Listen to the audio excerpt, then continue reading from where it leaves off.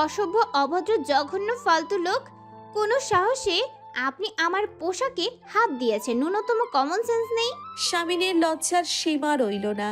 কেন যে সে আগ বাড়িয়ে শাড়িটা তুলতে এলো, সে আলোকে সরি বলতে যাবে তার আগেই আলো তার দিকে এগিয়ে এসে তার বুকে এলো পাথারি কিল ঘুষি মেরে চেঁচাতে থাকে। অসভ্য লোক! কোন সাহসে আমার জিনিসে হাত দিয়েছেন? জঘন্য লোক কোথাকার, ফালতু লোক! স্বামীন আলোর দিকে তাকিয়ে আছে। ভীষণ ক্ষেপে গিয়েছে মেয়েটা। সে নরম গলায় বলে, মারছো কেন আমাকে আলো? আমি বুঝতে পারিনি। দেখছিলাম তোমার শাড়িটা ভিজে যাচ্ছে তাই। আলো স্বামীনের কোনো কথা শোনে না। একটা ধাক্কা দিয়ে সে নিচের পোশাক নিয়ে ঘরের ভিতরে চলে যায়। রাগে তার গা কাঁপছে। স্বামীন বোকার মতো এদিক ওদিক তাকিয়ে চেঁচিয়ে বলে ওঠে। আমার দোষটা কোথায়? আলো তার পোশাক আলমারিতে তুলে রেখে ঘর থেকে বের হয়ে যায়। স্বামীন একটা দীর্ঘশ্বাস ছেড়ে বলে, যুগে যুগে ভদ্রলোকেরা এই দোষের ভাগীদার হয়েছে, এটা আবারও প্রমাণিত। হঠাৎ তার ফোন বেজে ওঠে। ফোনের স্ক্রিনে ফুয়াদের নাম্বার দেখে ফোনটা রিসিভ করে কানে ধরে। ফুয়াদ বলে, একবার বটতলা আসবি, আড্ডা দিতাম। কি করছিস তুই? বউয়ের হাতে মার খেলাম। মানে? মানে এতদিন সবকিছু গালাগাল পর্যন্ত ছিল, আজ গায়ে হাত তুললো। উপকার করতে গিয়ে আজ এত বড় একটা বাস খেয়েছি। ইলহামকে দেখে দরজা থেকে জুঁই সরে দাঁড়ায়। ইলহাম ক্লান্ত ভঙ্গিতে ভিতরে ঢোকে। তার মাথাটা ভীষণ ধরেছে। সোজা গিয়ে জুঁইয়ের বিছানায় উপুর হয়ে শুয়ে পড়ে সে। জুঁই দরজা বন্ধ করে ইলহামের দিকে এগিয়ে গিয়ে বলে, গিয়ে আবার ফিরে এলে যে? কি হয়েছে বাড়িতে?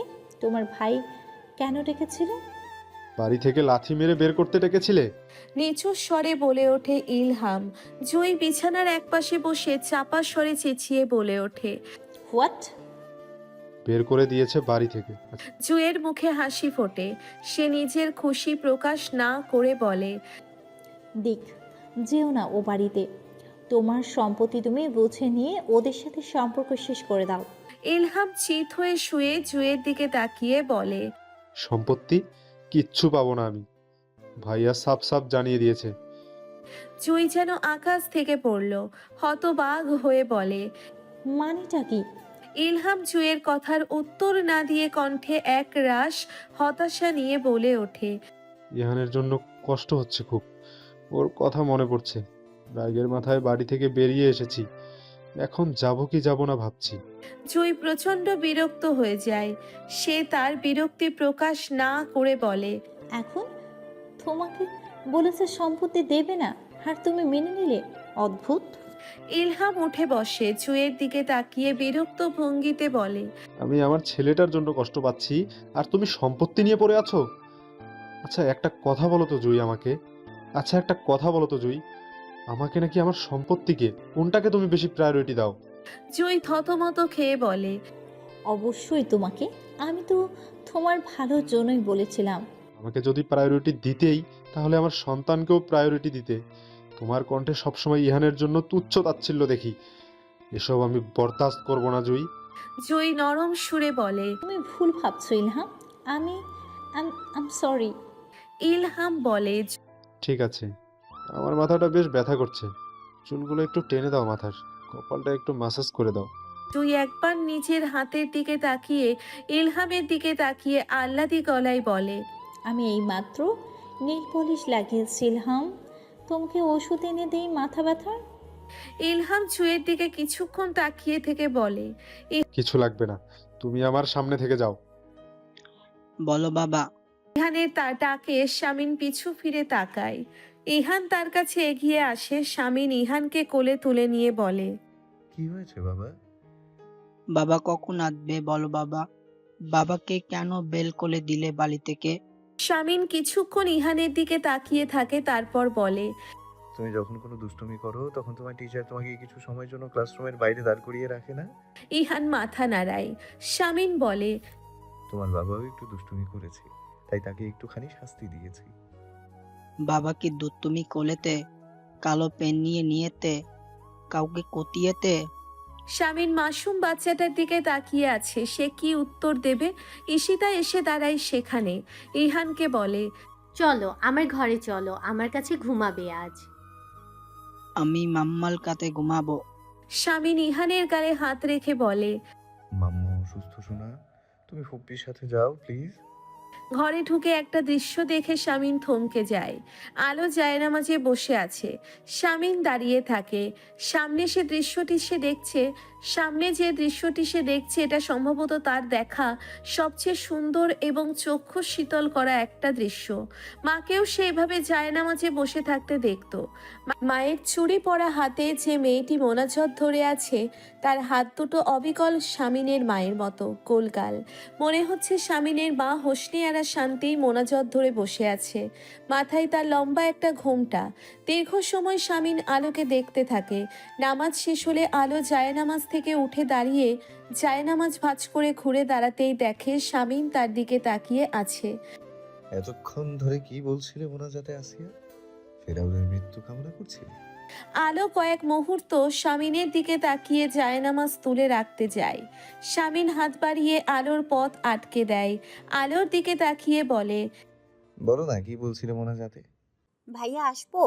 ঋতু দরজার বাইরে দাঁড়িয়ে আছে। শামিন ঋতুর দিকে কিছুক্ষণ তাকিয়ে থেকে নরম গলায় বলে। এসো। ঋতু ধীর পায়ে হেঁটে ভেতরে ঢোকে। শামিন ঋতুকে বলে, ডাক্তার ডাকতে হবে তোমার জন্য? ঋতু মাথা নাড়ায়। শামিন বলে, ঠিক আছে, বসো এখানে। বলো কেন এসেছো? ঋতু একটা চেয়ারে বসে মাথা নিচু করে রেখেছে। শামিন বলে, বলো কেন এসেছো, কি হয়েছে ঋতু? ঋতু কাঁপা কাঁপা গলায় বলে ওঠে। ওনাকে বাড়িতে আনুন ভাইয়া। শামিন ঋতুর দিকে তাকিয়ে গম্ভীর কণ্ঠে বলে। ঋতু আমতা আমতা করে বলে, এভাবে তো ভাইয়া কোনো সমাধান হয় না, তাই না? আলো বলে ওঠে, এই যে মির্জাবাড়ির লক্ষ্মী মেজ বৌমা, তোমাকে আল্লাহ তাআলা কি দিয়ে গড়েছে একটু বলবে? ঋতু আলোর দিকে এক পলক তাকিয়ে মাথা নিচু করে বলে, এভাবে কি আমার প্রতি ওনার ভালোবাসা জমে যাবে ভাইয়া? আপনি ওনাকে ডেকে আনুন, আমার ওনার প্রতি কোনো অভিযোগ নেই। শামিন ঋতুর মুখের দিকে তাকিয়ে আছে। ঋতু বলতে থাকে, বাচ্চাটা জন্মালে আমি আপনাদের বাড়ির বংশধরদের আপনাদের হাতে তুলে দিয়ে চলে যাব। আপনার ভাই স্বামী হিসেবে যেমনই হোক না কেন, সে বাবা হিসেবে অনন্য, তার প্রতি আমার কোনো রাগ নেই। বাজে না বকে যাও ঋতু, তুমি বিশ্রাম নাও। ভাইয়া এতটা বাধ্য থেকেও তার মনে জায়গা নিতে পারেনি, তার মানে আমি সত্যি অযোগ্য। ওনাকে আপনি বাড়িতে ডাকুন, আমি বাচ্চা জন্মালেই চলে যাব। তারপর উনি ওনার বাচ্চাদের নিয়ে পছন্দের নারীর সাথে সুখে থাকুক। শামিন ঋতুর দিকে তাকিয়ে বলে, খুব স্বামীর ঘর ছাড়ার কথা বলছো যে? এসব নিজের বড় জায়ের বুদ্ধিতে করছো নাকি? তোমরা বুদ্ধি করে চলে যাচ্ছ সবাই। আলো শামিনের দিকে তাকায়। শামিন আলোকে শুনিয়ে শুনিয়ে ঋতুকে বলে, স্বামীর ঘর ছাড়াও কোনো সমাধান না। স্বামী স্ত্রীর সম্পর্ক জন্ম জন্মান্তরের সম্পর্ক। স্বামী খারাপ হলে তাকে শুধরিয়ে নিতে হয়, নয়তো নারী কেন বলা হয়েছে তোমাদের? আলোর ইচ্ছে করছে শামিনকে কঠিন কিছু কথা শুনিয়ে দিতে, কিন্তু সে চুপ থাকে। ঋতু শামিনকে বলে, কিভাবে শোধরাবো ভাইয়া? শোধরানোর হলে তো ইহানের জন্মের পরই শুধরে যেত। শামিন ঋতুর মাথায় হাত রাখে, নরম গলায় বলে, তুমি এই বাড়িতে আসার পর থেকে আমি জেনেছি আমার একটা বোন না, দুটো বোন। বোনের মতো সবসময় খেয়াল রেখেছো আমার উপর ভরসা রাখো। আমি আমার বোনের সংসার এইভাবে শেষ হতে দেব না। ওকে নাকানি চুবানি খাইয়ে তবে এই বাড়িতে আনবো। একটু ভুগতে দাও, তোমার গুরুত্ব বুঝতে দাও, আর ওই মেয়েরও ব্যবস্থা করব আমি। ভরসা করো তো আমায়, করো না? ঋতু মাথা নাড়ায়। শামিন বলে, গিয়ে রেস্ট নাও, যাও। ঋতু চোখের পানি মুছে উঠে দাঁড়ায়। আলো ঋতু আর শামিনকে দেখে। ঋতুর প্রতি শামিনের অগাধ সহানুভূতিকে সে বিচার করতে পারছে না। কখনো মনে হচ্ছে শামিন হয়তো এমনই, আবার হুট করেই মনে পড়ে গেল ঋতু তার বংশের বংশধর জন্ম দিয়েছে। শুধুমাত্র এই একটি কারণে ঋতুর প্রতি এতটা নরম ভাব দেখাচ্ছে সে, নয়তো ওই লোকটা তো স্বামী নিয়ে আসার একটা পিশাচ। ঋতু চলে যেতেই শামিন ঘুরে আলোর দিকে তাকায়। আলো চোখ সরিয়ে নিয়ে বিছানায় ঘুমানোর প্রস্তুতি নেয়। বিছানা থেকে একটা বালিশ তুলে নিয়ে ডিভানে রেখে আলোর দিকে তাকিয়ে বলে, মশারি টানিয়ে নাও, খুব মশা পড়ছে, আশেপাশে সর্বত্র ডেঙ্গু। আলো এক পলক শামিনের দিকে তাকিয়ে কপাল কুঁচকে বলে ওঠে, শহরের মেয়র শহরে মশা নিধনের ঔষধ দেওয়ার ব্যবস্থা না করে গুন্ডামি করে বেড়ায়। অমুককে উচিত শিক্ষা দেয়, তমুকের থেকে প্রতিশোধ তোলে, অমুকের মেয়েকে তুলে এনে বিয়ে করে তমুকের জমি দখল করে বেড়ালো। শহরে ডেঙ্গুর প্রকোপ তো বাড়বেই। শামিন আলোর দিকে তাকিয়ে থাকে কয়েক মুহূর্ত, তারপর গম্ভীর কণ্ঠে বলে ওঠে, মেয়র তার সব দায়িত্ব পালন করেছে, তারপরও জনগণের সচেতন থাকা জরুরি। মশারি না টানিয়ে সবটা মেয়রের ভরসায় ফেলে রাখলে তো চলে না। মেয়র কি বাড়ি বাড়ি গিয়ে জনগণের মশারি টাঙিয়ে দিয়ে আসবে নাকি? আলো চুপচাপ করে থাকে। আলো চুপ করে থাকে। শামিন আলমারি থেকে মশারি বের করে সেটা টাঙিয়ে দিতে যায়। আলো শামিনের সামনে দাঁড়িয়ে বলে, প্রয়োজন নেই, নিয়ে যান এটা এখান থেকে, আমি মশারির ভেতরে ঘুমাতে পারি না। শামিন আলোর কথা না শুনে মশারি টাঙাতে থাকে। আলো শামিনের হাত থেকে মশারি টেনে নিয়ে নেয়, চেঁচিয়ে বলে। বললাম না প্রয়োজন নেই। শামিন আলোর দিকে তাকিয়ে মশারি টেনে নেয়। আলো তেজ দেখিয়ে নিজের দিকে টানতে থাকে। এক পর্যায়ে শামিন গম্ভীর কণ্ঠে বলে ওঠে, শক্তি দেখাচ্ছ? একটা তুলে আছাড় মারবো অবাধ্য মেয়ে। এত যত্নবান স্বামী হবার নাটক করে আপনার প্রতি আমার অনুভূতি বদলাতে চান? আমি ঋতুর মতো মেয়ে নই ইয়াসার মির্জা, কাজ হবে না। শামিন কয়েক মুহূর্ত আলোর দিকে তাকিয়ে থেকে টেবিলের ড্রয়ার থেকে একটা কাঁচি নিয়ে এসে মশারিটাকে টুকরো টুকরো করে কেটে ফেলে। আলো দাঁড়িয়ে কিছুক্ষণ দেখে, তারপর বিছানায় গিয়ে শুয়ে পড়ে। শামিন উঠে দাঁড়িয়ে গিয়ে ডিভানে উপুর হয়ে শুয়ে পড়ে। রাগে তার কপালের দুপাশের রগ দপদপ করছে। মাথাটা ছিঁড়ে যাচ্ছে ইলহামের। জ্বর এসে গিয়েছে। বিকেল থেকে যখন মাথা ব্যথা করছিল তখনই সে টের পেয়েছে জ্বর আসতে চলেছে। শরীরের সর্বত্র যন্ত্রণা করছে। একটু স্বস্তি পাচ্ছে না সে। ইহানের সাথে কথা বলতে বেশ কয়েকবার ফোন করেছিল ঈশিতার কাছে। ঈশিতা ফোন ধরেনি। বাড়ির কেউই ফোন ধরবে না সে জানে। বাধ্য হয়ে পোনা চাচার নাম্বারে ফোন করে জেনে নিয়েছে ইহানের খবর। ঋতুর খবরও জানতে চেয়েছিল। কেন জানতে চেয়েছিল তা ইলহাম বুঝতে পারছে না। ঋতুর পেটে তার সন্তান শুধুমাত্র সেজন্যই কি? ইলহাম সেদিনের কথা মনে করতে থাকে। বাবা মা জোর করে একটা গ্রামের সদ্য ক্লাস 10-এ পড়ুয়া মেয়ের সাথে বিয়ে দিয়ে দিয়েছিল। মা বাবার ধারণা ছিল সুন্দরী নামাজি অল্প বয়সী বউ পেলে বকে যাওয়া ইলহাম শুধরে যাবে। কিন্তু লাভের লাভ কিছুই হয়নি, বরং একটি প্রাণবন্ত ফুটফুটে ফুলে কালশিটে পড়েছে তার মতো অমানুষের হাতে পড়ে। বিয়ের প্রথম দিন থেকে মাগনা গৃহপরিচারিকা এবং যৌনদাসী হিসেবেই ট্রিট করে এসেছে মেয়েটিকে। কখনো উঁচু গলায় কথা বলে প্রতিবাদ পর্যন্ত করেনি মেয়েটি। পেটে ইলহামের দুটো সন্তান ধরেও ফিরে যেতে হবে খালি হাতে। মাঝখানে স্বামীর ভালোবাসা কি সেটাই কখনো বুঝলো না। কিছুক্ষণ এসব কথা ভেবে ইলহাম চোখ বন্ধ করে ফেলে। জ্বরের তীব্রতা বাড়ছে। ইলহাম খেয়াল করেছে অসুখ বিসুখ হলেই সে ভীষণ অপরাধবোধে ভুগতে থাকে। সুস্থ থাকলে অমানুষ হয়ে যায়, কষ্ট দেয় একটা ফুলকে। জ্বরের ঘোরে বিড়বিড় করে বলে ওঠে, থাকুক জ্বর, আজীবন থাকুক। মাথা ঘুরিয়ে সে তার পাশে ঘুমিয়ে থাকা জুঁইকে দেখে। একটা গভীর নিঃশ্বাস ফেলে মৃদুস্বরে ডেকে ওঠে, জুই। ঘুমের মধ্যে হু বলে সাড়া দেয়। ইলহাম বলে, জ্বরটা একটু মেপে দেখবে? জুঁই উঠে বসে। চোখ ডলতে ডলতে উঠে গিয়ে থার্মোমিটার নিয়ে এসে ইলহামের কপালে ধরে। জ্বর 102। ইলহাম কিছুক্ষণ জুঁইয়ের দিকে তাকিয়ে থেকে বলে, বাড়ি যেতে চাই এক্ষুনি, এই মুহূর্তে। গাড়ি থামিয়ে ইলহাম নেমে পড়ে। সে ঠিকমতো দাঁড়িয়ে থাকতে পারছে না, মনে হচ্ছে এক্ষুনি পড়ে যাবে। রিয়াজ গেট বন্ধ করে ছুটে এসে বলে। ইলহাম নিষেধ করে। কলিং বেল টিপে দরজা খুলে দেয়। রাত 3টের সময় ইলহামকে দেখে সিতারা অবাক হয়ে তাকিয়ে থাকে। ইলহাম তাকে পাশ কাটিয়ে টলতে টলতে সিঁড়ির দিকে যায়। ফুলির মা এসে সিতারাকে ফিসফিসিয়ে বলে, নেশা করছে নাকি? তাহলে আজ বড় ভাইজান একে মেরেই ফেলবে। দরজায় ঠক ঠক আওয়াজ হয়। ঋতু ভাবলেও ঈশিতা হয়তো ইহানকে দিতে এসেছে। অসুস্থ শরীর নিয়ে বিছানা থেকে নেমে গিয়ে দরজার ছিটকিনি খুলে দেয়। দরজা খুলে সে অবাক হয়ে তাকিয়ে থাকে। ইলহাম লাল দুটো চোখ নিয়ে ঋতুর দিকে তাকিয়ে আছে। কয়েক মুহূর্ত ঋতু নিজের স্বামীর দিকে তাকিয়ে থেকে তার কপালে হাত ছোঁয়ায়। ইলহাম তার স্ত্রীকে দেখতে থাকে। খুবই নিচু স্বরে ঋতু বলে ওঠে, আপনার গায়ে তো বেশ জোর। ইলহাম হু বলেই ধীর পায়ে হেঁটে বিছানার দিকে যায়। তারপর ধপ করে বিছানায় উপুর হয়ে শুয়ে পড়ে। ঋতু এগিয়ে গিয়ে বলে, ওষুধ খেয়েছে? গা তো জ্বরে পড়ে যাচ্ছে। ইলহাম কোনো উত্তর দেয় না। থার্মোমিটার দিয়ে জ্বর মেপে দেখে 103-এর একটু উপরে। এক্ষুনি জ্বর নামানো প্রয়োজন। ঋতু প্রায় ছুটে ঘর থেকে বের হয়ে দাঁড়িয়ে পড়ে। শামিনকে ডাকা যাবে না। ভাইয়া যদি ইলহামকে দেখে রেগে যায়। ঋতু নিজেই একটা বাটিতে পানি এনে ইলহামের মাথায় জলপট্টি দিতে থাকে। ইলহাম চোখ পিটপিট করে ঋতুর দিকে তাকিয়ে বিড়বিড় করে বলে ওঠে। দিও না এসব, প্রয়োজন নেই। ঋতু ইলহামের কোনো কথার জবাব না দিয়ে চুপচাপ নিজের কাজ করতে থাকে। কিছুক্ষণ পরে ঋতু বলে ওঠে। আপনার প্রেমিকা কেন করে না এসব? সে তো আর আমাকে বিয়ে করে আমার বাচ্চা পেটে ধরে আটকে যায়নি তোমার মতো বেহায়া নয়। ঋতু ইলহামের দিকে তাকায়। ইলহাম নিচু স্বরে বলে। ইহান কোথায়? ঋতু বিছানা থেকে নামতে নামতে বলে। আপু ঘরে, আমি নিয়ে আসছি। ইলহাম ঋতুর হাত টেনে ধরে। ঋতু বসে পড়ে। ইলহামের দিকে তাকাতেই ইলহাম বলে। দরকার নেই, তুমি দরজা বন্ধ করে এসো, আমি ঘুমাবো। ধীরে ধীরে নেমে ঋতু দরজা বন্ধ করে ইলহামের পাশে গিয়ে বসে। ইলহাম কাঁপা কাঁপা একটা হাত ঋতুর দিকে এগিয়ে দিয়ে তার পেটে হাত রাখে। ঋতু চমকে উঠে তাকায় তার স্বামীর দিকে।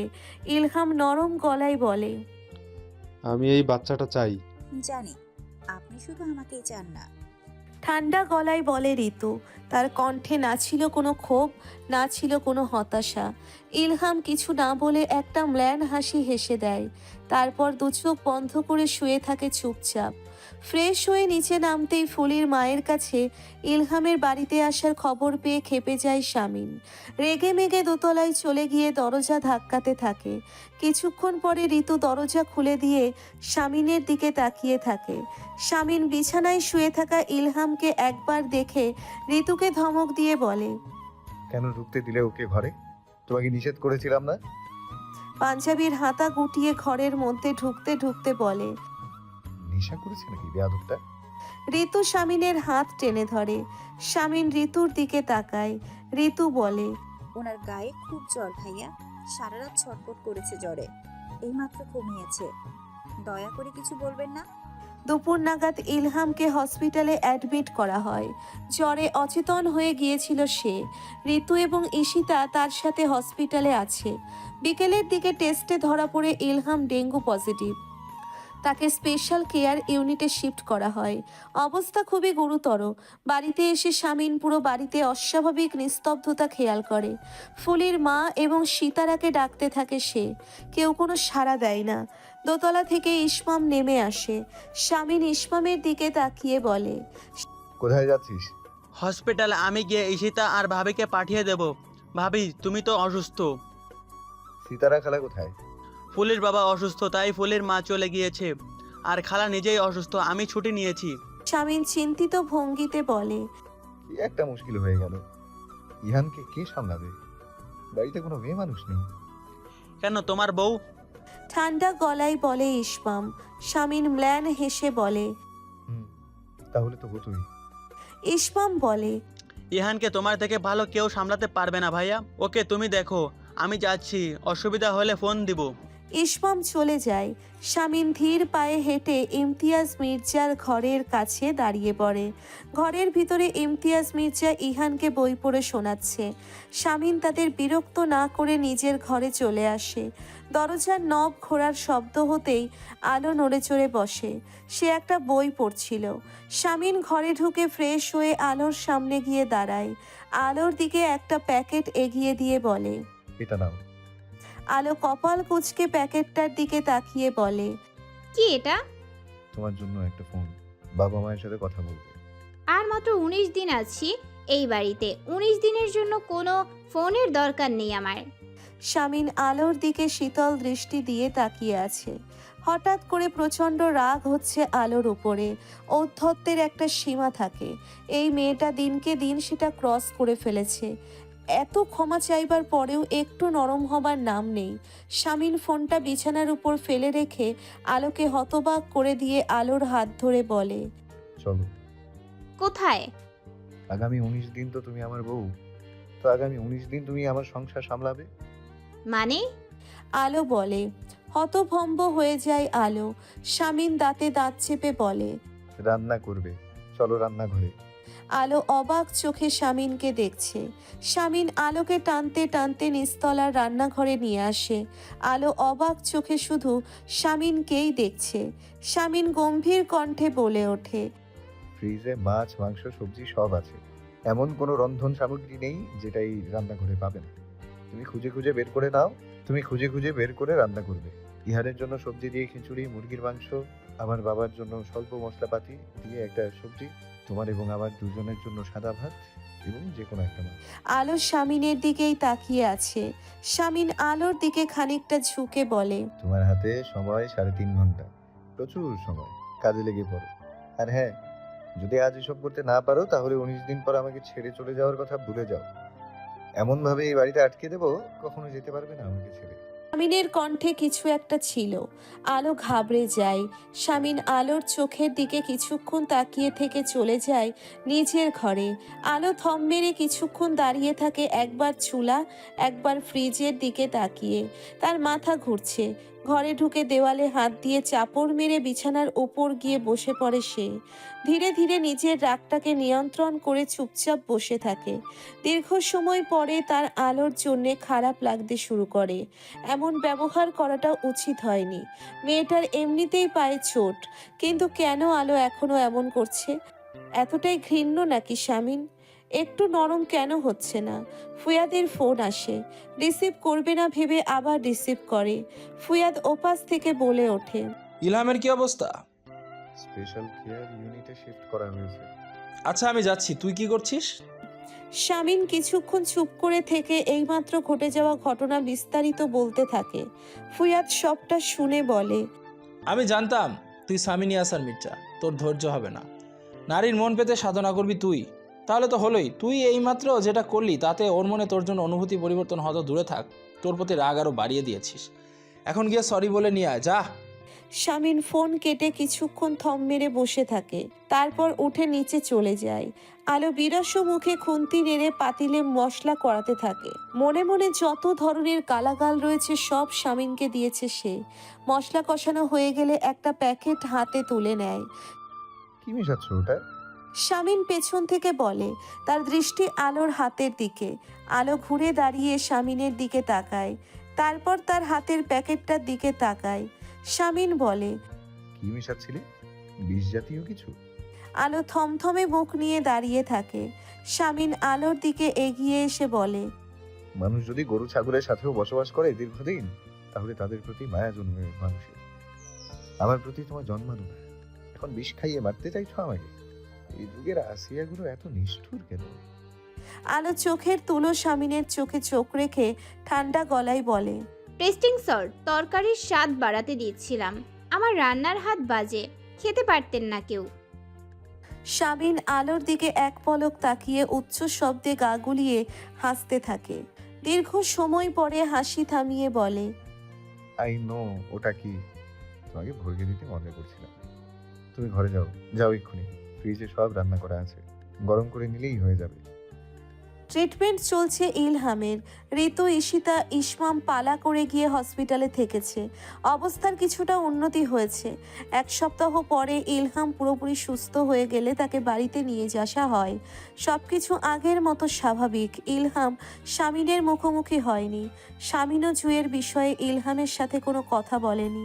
সে অপেক্ষা করছে ইলহামের সুস্থতার জন্য। এর একটা হেস্তনেস্ত সে অবশ্যই করে ছাড়বে। একটা গ্লাসে খানিকটা ফলের রস নিয়ে ঋতু ঘরে ঢোকে। ইলহাম বিছানায় আধশোয়া হয়ে বসেছিল। ঋতু বিছানার এক পাশে বসে হাতের গ্লাসটা ইলহামের দিকে বাড়িয়ে দিয়ে বলে, এটা খেয়ে নিন। ইলহাম এক পলক ঋতুর হাতের গ্লাসটার দিকে তাকিয়ে মৃদুস্বরে বলে ওঠে, আমার থেকে এটা তোমার বেশি প্রয়োজন? তুমি খেয়ে নাও, তারপর আমার জন্য নিয়ে এসো। ঋতু নাছোড় বান্দা মেয়ে, সে গ্লাসটা বাড়িয়ে ধরে রেখেছে। ইলহাম হাসি দিয়ে গ্লাসটা নিয়ে অর্ধেকটা খেয়ে গ্লাসটা ঋতুর দিকে দিয়ে বলে, তুমি খেয়ে নাও বাকিটা। ঋতু মাথা নাড়ায়। ইলহাম বলে, কেন? আমার উচ্ছিষ্ট খেতে তো আগে অসুবিধা হয়নি, এখন খেতে চাইছো না কেন? খুব আত্মসম্মান হয়েছে? বড় ভাবির মতো হতে চাইছো? ঋতু ইলহামের দিকে এক পলক তাকিয়ে গ্লাসটা খালি করে রেখে দেয়। তারপর নিচু স্বরে বলে, প্রায় 10-12 দিন ধরে আপনি হসপিটালে। এরই মাঝে ওই মেয়েটার সাথে আপনার একদিনও দেখা হয়নি। আগে তো প্রতিদিন দেখা না করে থাকতেই পারতেন না। আপনি চাইলে বাড়িতে ডেকে নিন মেয়েটাকে, ভাইয়াকে আমি বুঝিয়ে বলবো। ইলহাম হেসে ফেলে, নিচু স্বরে বলে, তোমার মতো স্ত্রীর স্বপ্নই পুরুষরা দেখে। নিজের স্বামীর পরকীয়ার মতো জঘন্য অপরাধকে কতটা সাপোর্ট করছো? ঋতু চুপ করে থাকে। ইলহাম দুর্বল হাতে ঋতুকে টেনে আস্তে আস্তে নিজের কাছে যায়। ঋতু পাথরের মতো হয়ে থাকে। ইলহাম ঋতুর নিচু করে রাখা মাথার দিকে তাকিয়ে বলে, আমাকে ঘৃণা করো, রাগ দেখাও, কাঁদো, এমন পাথরের মতো হয়ে থেকো না। এসব আমাকে কষ্ট দেয় ঋতু। ঋতুর ঠোঁট কাঁপছে, নিজেকে ধাতস্থ করে বলে ওঠে, ভাইয়েরা বিয়ে করে যার যার সংসার নিয়ে ব্যস্ত হয়ে পড়ল। বাবা জমি জমা চাষ করে খায়, মা বাড়িতে অসুস্থ, তাকে সপ্তাহে হাজার হাজার টাকার ওষুধ খাওয়াতে হয়। আমাকে ছেলেরা রাস্তাঘাটে উত্ত্যক্ত করতে দেখে বাবা আমাকে বিয়ে দেওয়ার জন্য ব্যস্ত হয়ে পড়ল। হঠাৎ আপনাদের বাড়ি থেকে বিয়ের প্রস্তাব দেওয়া হলো। বাবা তো হাতে আকাশে চাঁদ পেয়ে গেল। এমপির পুত্র, ছেলে দেখতে শুনতে ভালো, বাবাকে মোটা অঙ্কের টাকাও দেওয়া হবে। নিজের ইচ্ছে না থাকলেও বাড়ির পরিস্থিতি দেখে চুপ করে থাকি। বিয়ের ঠিক আগে আগে জানতে পারি ছেলের স্বভাব চরিত্র ভালো না, তার নামে মামলা আছে। পিছিয়ে যেতেই পারতাম, হঠাৎ মা আরো অসুস্থ হয়ে পড়ে। বাবা এসে আমার হাতে পায়ে ধরে খুব কাঁদলেন। আমি বাধ্য মেয়ের মতো কবুল বললাম। বিয়ের প্রথম রাত থেকে আমার জীবনের একটা যন্ত্রণাময় অধ্যায় শুরু হলো। স্বামী হিসাবে আমি কখনো স্বামীকে পাইনি। পেয়েছি একজন ধর্ষক, একজন প্রভু, একজন অত্যাচারী শাসককে। সবটা নিজের নিয়তি মেনে নিজেকে আপনার চাহিদার সাথে খাপ খাইয়ে নিয়েছিলাম। চেষ্টা করেছিলাম আপনার মন পেতে, আমার প্রতি আপনাকে একটু দয়াশীল বানাতে, কিন্তু আমি ব্যর্থ হয়েছি। এই পর্যন্ত বলে ঋতু থামে। ইলহাম তার দিকে তাকিয়ে আছে। ঋতু একটা গভীর নিঃশ্বাস ফেলে বলে, আমার প্রথম সন্তান ছেলে হয় আমি ভীষণ খুশি হয়েছি। আমার পেটে যে আছে আমিও চাইবো সেও ছেলেই হোক, কারণ আমার নানি বলতো বাবার কর্মফল কখনো কখনো তার মেয়েরা ভোগ করে। আপনি আমার সাথে যা যা করেছেন তার নিজের মেয়ের সাথে হতে দেখলে আপনি সহ্য করতে পারতেন না ইলহাম মির্জা, তাই আপনার ছেলেই হোক। ঋতু কথাটি বলে অঝোর ধারায় কাঁদতে শুরু করে দেয়। ইলহাম ঋতুকে চুপচাপ দেখতে থাকে। সে কি করবে? এই মেয়েটির মাথায় হাত বুলিয়ে দেবে, নাকি মেয়েটিকে কাছে টেনে নেবে? কিভাবে কান্না থামবে মেয়েটির? কাঁদতে কাঁদতে ঋতুর হেঁচকি উঠে গিয়েছে। কিছুক্ষণ পরে শাড়ির আঁচল দিয়ে নিজের চোখ মুছে দিয়ে উঠে একটা ট্যাবলেট আর 1 গ্লাস পানি নিয়ে এসে ইলহামের দিকে দিয়ে বলে, এটা খাওয়ার সময় হয়েছে। ইলহাম ঋতুর দিকে তাকিয়ে ট্যাবলেটটা নিয়ে মুখে দিয়ে পানি খেয়ে নেয়। তারপর বলে, এখানে বসো। ঋতু চুপ করে দাঁড়িয়ে থাকে। ইলহাম ধমক দিয়ে বলে, বসো ঋতু। ঋতু ধীরে ধীরে বসে। তারপর কাঁপা কাঁপা গলায় বলে, আমার ব্যর্থতা। এত সুন্দরী হয়েও আপনাকে আমি মুগ্ধ করা তো দূরের কথা, নিজের প্রতি আপনার মনে মায়া জন্মাতেই পারিনি। এত বছর সংসার করার পরেও কত সহজে সিদ্ধান্ত নিয়ে ফেললেন আমাকে তাড়িয়ে দেবে। অথচ আমাকে দেখেন, জানি আপনি আমায় ভালোবাসেন না, আপনি একজন অত্যাচারী। তবুও আপনার সাথে তালাক হবার কথা কল্পনা করলেই বুকটা হু হু করে উঠছে। কিছুক্ষণ চুপ করে থেকে ভেজা দুটো চোখ তুলে ইলহামের দিকে তাকায় ঋতু। কান্না ভেজা কণ্ঠে বলে, ধর্মে তো অনুমতি আছে, আপনি চাইলে ওই মেয়েটাকে বিয়ে করে ফেলতে পারেন। আমি আপনাকে অনুমতি দিয়ে দিলাম, তবুও আপনার দোহাই লাগে আমাকে তাড়িয়ে দেবেন না আপনি। আমি মুখে যতই বলি বাচ্চাটা হলে চলে যাব, কিন্তু আমি নিজেকে চিনি ইহানের বাবা, আমি পারবো না। এর থেকে আপনি আমাকে মেরে ফেলেন। কাঁদতে কাঁদতে ইলহামের পায়ে পড়ে যায় ঋতু। ইলহাম উঠে ঋতুকে ধরে। আজ এই মেয়েটির চোখের কান্না তার করা সমস্ত অপরাধের পরিমাণ তার চোখে আঙ্গুল দিয়ে দেখিয়ে দিচ্ছে। ইলহাম ঋতুকে বুকে টেনে নিয়ে পিঠে হাত বুলাতে বুলাতে বলে, আচ্ছা ঠিক আছে, এসব পরে দেখা যাবে। আগে তুমি ঠিক হও। যা করছো তাতে আমার বাচ্চার ক্ষতি হবে। ঠিক হও ঋতু। ঋতু কান্না থামাতে পারছে না। ইলহাম তাকে শক্ত করে জড়িয়ে ধরে রেখেছে। ঋতুর কানের কাছে মুখ নিয়ে অস্ফুট স্বরে বলে ওঠে, আমার বাচ্চা না, আমাদের বাচ্চার ক্ষতি হবে ঋতু। কান্না থামাও, এবার কান্না থামাও। খেতে খেতে স্বামীর এক পলক ইসমামের দিকে তাকায়, তারপর বলে, মেসেজে বললি কিছু বলতে চাস, এখন বল।